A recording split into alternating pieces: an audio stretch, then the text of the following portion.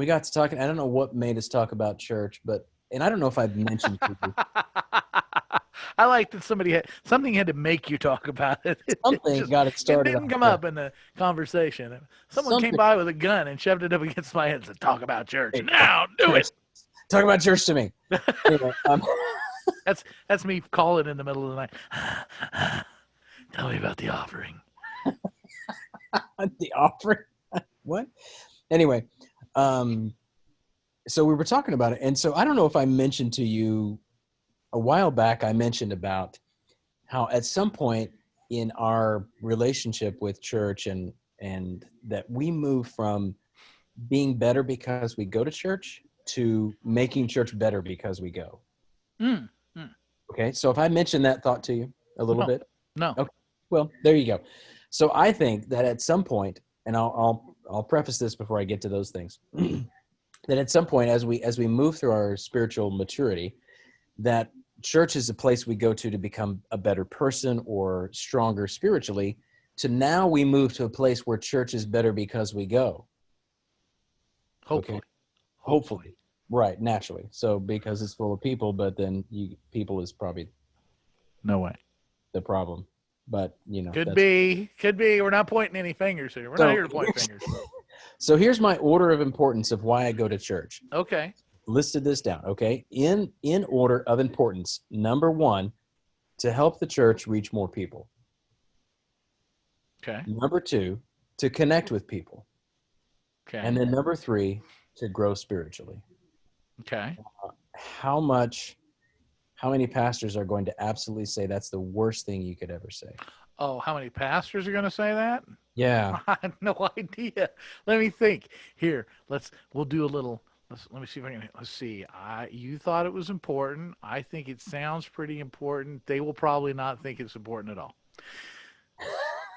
They will probably That's think what's not important? Growing spirit? any of that. None of Any of that that? even made their list. No. The first most important thing is that you have exciting outreach activities that bring the community in so they can see your facility. The next most important thing is that you spend lots of money on your facility to make it as nice as possible so the wealthiest people that come will want to give you Will more give money. more. Right. Those are the things that I've heard from pastors. I sit in a congregation on Sunday and I have similar funny thoughts that creep along the same vein of thinking. Mm-hmm. And they are maybe exacerbated a little bit just by the current mood and dialogue. In that, I've always, nah, not always. I think you're absolutely right. First of all, I think your opening supposition is on the money. All that is a function of what the church is supposed to be and do, and you accepting that and going through that process of maturity. Yes, when Right. you first come to church, it's all about they're feeding you, they're dumping Right. stuff into you. Right. Over the process of time, you should grow and mature so that they're doing less dumping into you and you're doing dumping out. Right. Here's the here's the rub.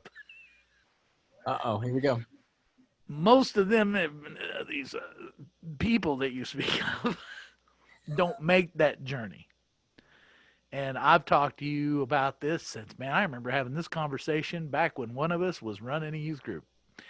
And I won't name any names because Okay. uh, Don't incriminate me. yeah. Names have been changed to protect the innocent. Right. Exactly. I'm innocent. So, like, we have done a pretty good job of the last 30 or 40 or probably 50 years, if I want to be honest, of raising Christian veal. And Oh, that hurt. bring we do not bring people to church to help them mature and to grow. We bring people to church to get them stuck there so that they'll keep showing up on Sunday and putting money in that plate. Right. Right. At the point that they mature, God forbid, they might begin to take some initiative and look around and go, you know what? I love the congregation I worship with. I love coming in here on Sunday. I love hearing the word and getting together and hugging some necks and shaking some hands and all that connection and getting, but I feel the need, as James said, about real faith that's doing something inside of you will have outgrowth. It will Right. need to come Right. out. Right. Most people have never most folks in a congregation I don't think have ever interfaced with those feelings. That's one of the things I find so frustrating about the experience. So my personal walk unto the Lord led me, kind of dragged me into the ministry part of it, because that seemed like the place where, okay, well, if you want to really get in there and you really want to do something, get in there and do something. And you go, okay, well, I'll go in, and you get in there and you find out what a what a horrible misstep that was. Because Right. again, you're dealing with the same system of ideals and values, which are not to give you wings and help you fly, but to constrain you and to keep you here so that I can use the gifts that God has put in you. I'm like, well, that's why I came here, was to let you use the gifts. The idea is that there's going to, the reciprocity thing. All things in the kingdom work under reciprocity. Right. So if I come and I'm faithful and I serve and I pour out and let you use, you go use me. And I showed up and volunteered. Use me. That's what I'm here for. Yes. And after a few of those, it was like, where's the reciprocity? Yeah. Because then we walk away. We walk away going, "Wow, I feel so used." Yeah. Yeah. And it wasn't over money or property or titles. It was because there were things I really wanted to do and thought, okay, if I help you do your thing, we get down the road a little ways. I got some ideas of some things we could do. It wasn't for me personally. They were things for the kingdom Right. that I felt were, and that's this is the continuing thing. Here's my experience with church. So okay. This far and no further. All right. So let's just take this, like, this number one thought, because this is the only one that I've really thought through, is this to help the church reach more people. So if that's what ultimately we need to do, as a man, as a father, let me help the church reach more people, because ultimately that's what we want to do, right? We want to. I don't know. You don't know? I don't feel that way anymore. What do you feel like? What do you feel like? What do you feel like? I feel like I want to help the church reach people more successfully. I'm not really, after my last experience, Okay. I'm like, this ain't a numbers game. And here's where I will kind of borrow from some things that I may or may not have heard from someone who may or may not be on the Zoom call. Okay. Because I know you don't like me to remind you of things you've said in the past. Well, but it's typically because I can't remember them. Oh, okay. Well, you probably won't remember this either, but you've always put a big emphasis, or that's really weird looking. You look like you're dancing. I got to get my charger. My computer's about to die. The idea of excellence and the idea that doing something well is probably close to as important as doing the thing in the first place. Okay. I don't I don't think it's an issue of the church reaching more people. I think the church reaches plenty of people. It just does it really ineffectively. Reach them well. Okay.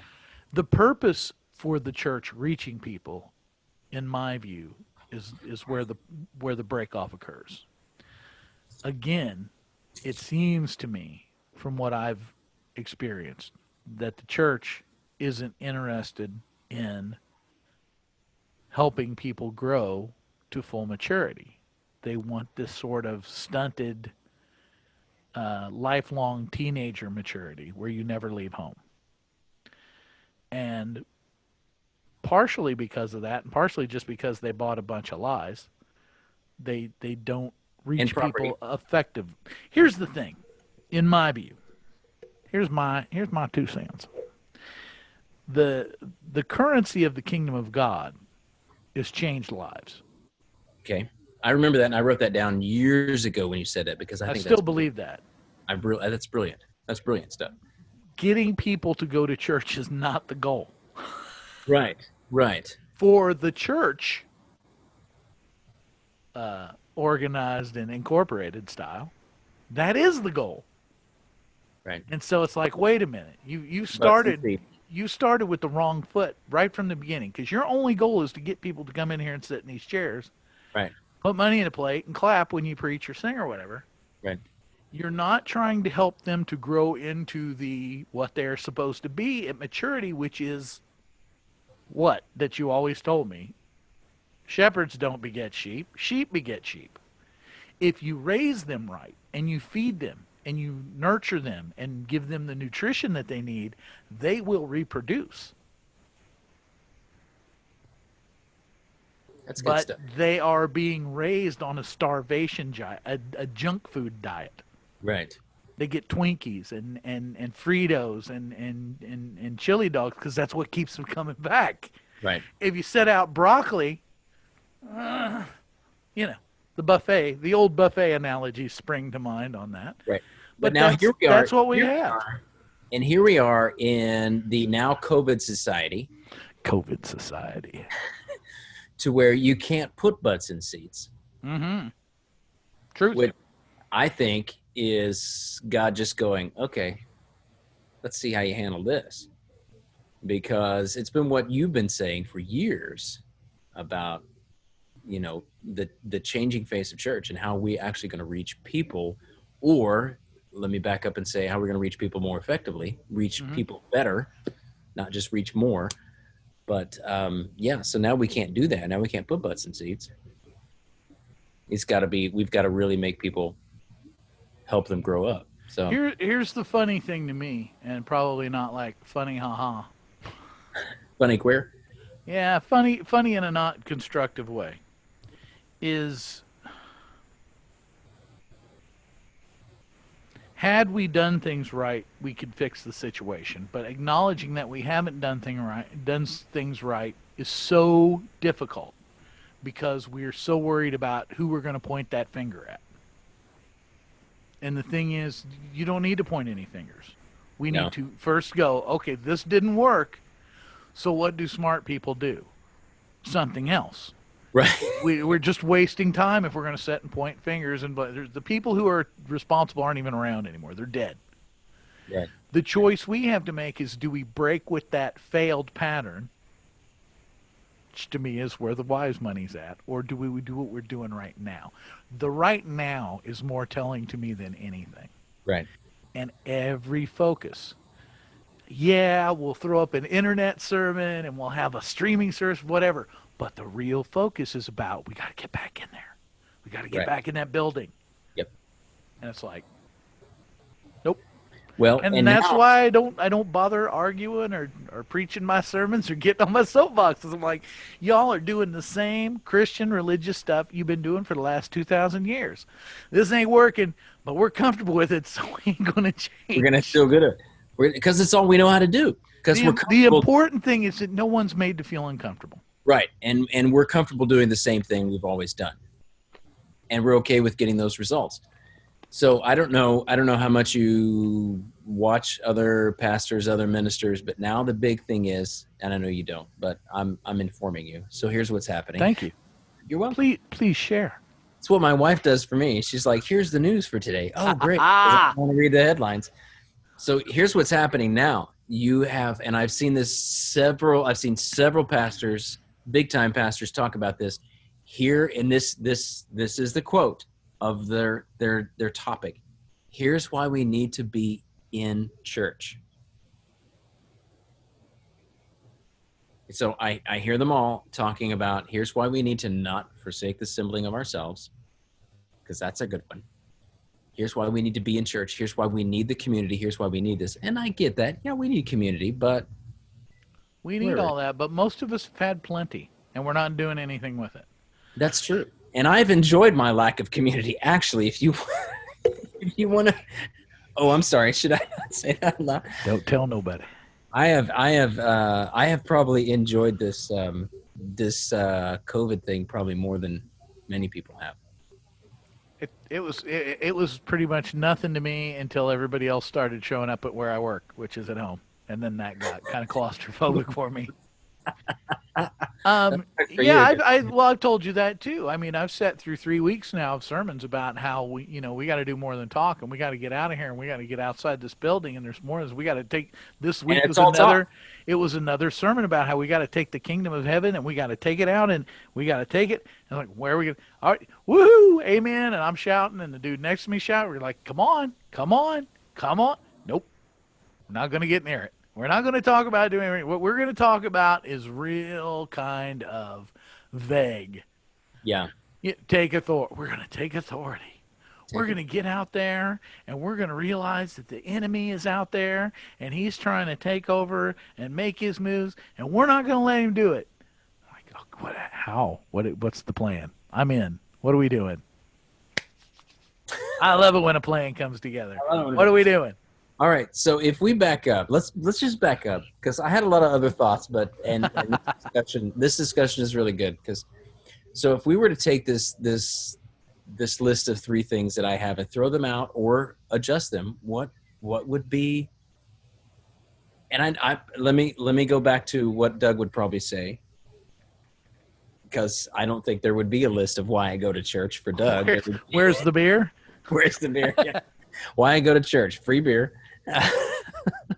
Top 3 reasons. Top 3 reasons. In order of importance, what would they be? Because I mean, okay, let's back up. Let's back up. Jesus talks about the ecclesia. Mm. There's an importance there, Mm-hmm. but where do we fit into that importance? Where's the top things that we need to take in consideration when he's talking about the ecclesia? I think there are only 3, in much the same way that I believe the Declaration of Independence denotes the purpose for the government to exist. I think there are only 3 reasons for the church to exist. Okay. And they are I'm ready. clearly outlined in Scripture. Okay. And they are the 3 ships: Okay. worship, discipleship, fellowship. That's the purpose for. You know, I hate that word. What? Fellowship. But understand what it means. I hate it too because I hate all churchy words. Okay, here's how I think about it though. When I say these words, No, I get it. It's the meaning of it is very important. Right. Worship is about my relationship with God. Fellowship is about my relationship with other Christians. Okay. Discipleship is what we're talking about, and that is my relationship with others and God through which I am helped to mature and they are helped to mature. We are all helping each other. From the point that you are invited in or however you get in, altar call or whatever thing, until you die, you are in the process of discipleship. And that starts from where you receive the invitation, you receive the call, you are transformed and renewing of your mind, and you go through all that process of sanctification, and then you get to the point where you're ready to reach out and you're inviting people to come in and you are extending the love of Christ and you're taking part in the ministry of reconciliation. That's that full circle of what discipleship should be. You start out a sheep and then you grow into a sheep maker. Okay. So that's the simplistic way that I look at what those 3 words mean. I like that. Start out as a sheep and you can become a sheep maker. Okay. So if we were to go back on my list of things, don't be bad. So to grow spiritually would be discipleship. Mm-hmm. To connect with other people. That'd be fellowship. To help the church reach more people, or if I were to Dougify it, to help the church reach people better. That would still be part of discipleship to me. Would that be discipleship? Okay. So worship is the one thing that my list doesn't connect with yours. But to help the church reach people better, reach people with more efficiency, that's not. I mean, I think that's part of discipleship. That's the real statement. That's the real purpose of discipleship. Right. But it's so bizarre. Okay. So maybe worship is to grow spiritually. Partially. These things make a Venn diagram, and they all kind of circle through each other. None of them stand alone. Okay. They all cross paths with each other. Right, and they're all interconnected. Yes. Yeah, it's like the what's the little thing that's on the side of the Bible? The trilink, not the tri. Yeah. The Trinity thing, the three Yeah, rings. yeah, yeah, yeah, Yeah. Which yeah. is it's a great illustration. It's right there in the book too. It's easy to find. Um, It's right on this. It's right on the side of your Bible, right there. it is. I was Yeah, going to say something else. I can't remember.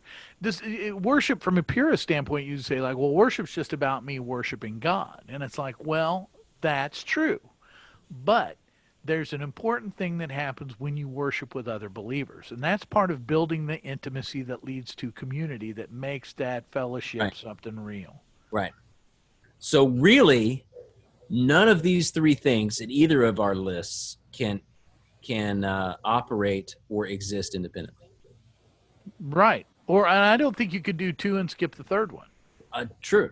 I think you got to have all three of them. I think that's part of the balance, part of the synergy. Right. Other buzzwords. I don't have any. New I like, normal. I like the three ships. The three ships. The job of the ministry within the church is to equip and empower. That's what they're supposed to be doing. Equipping people to minister and then empowering them, giving them the ability, giving them somewhere to put their dancing shoes on and do a dress rehearsal or whatever you want to call it. That's the critical function of the church. That's not getting done because we only do part one. So is giving me cards to hand to the waiter empowering me to reach people? No. Really? I'm surprised that you're It's equipping you with props to do things to make you feel good. wow. And not just that, it's making me, well, this is getting deep. It's making me become that person who believes that getting the butts in seats is the number one goal. Wow. I done my part. You've done your part. Wow. See, that's why I'm not that way. And I go to a church that says, hey, take these invite cards. I want you to invite people. Invite your lost friends to church. Invite your waiter, invite your banker, invite all these people. And I'm just like, yeah, you're right. That just puts it into, yeah. All right, food's here.